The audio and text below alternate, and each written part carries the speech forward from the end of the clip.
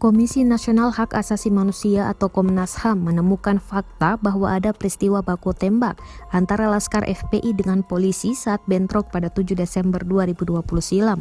Komnas HAM juga mengungkap fakta lain bahwa aparat kepolisian sempat memerintahkan untuk memeriksa ponsel dan meminta saksi yang berada di KM 50 Tol Jakarta Cikampek menghapus rekaman saat terjadinya insiden bentrok antara polisi dan Laskar FPI. Terdengar perintah petugas untuk menghapus rekaman dan pemeriksaan handphone, ujar Ketua Tim Penyelidikan Komnas HAM Muhammad Hairul Anam saat memaparkan hasil penyelidikan Komnas HAM di kantornya pada Jumat 8 Januari 2021.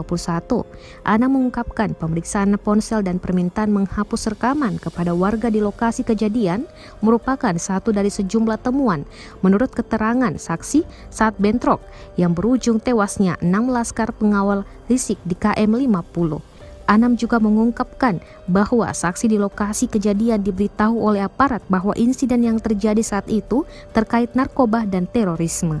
Selain memerintahkan untuk menghapus rekaman kepada warga di lokasi kejadian, anggota kepolisian juga mengambil kamera CCTV di Tol Jakarta Cikampek KM 50. Anam mengungkapkan pihaknya memperoleh informasi soal pengambilan kamera CCTV dari salah satu warung di rest area KM 50 tersebut.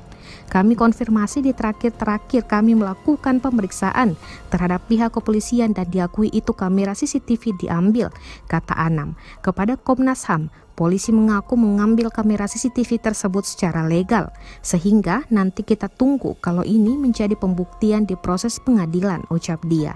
Selain keterangan itu, Anam menyebut saksi Komnas HAM mengungkap bahwa terdapat 2 orang yang diduga telah meninggal di lokasi kejadian. Dari keduanya, satu berada di mobil dan satu sisanya berada di jalan.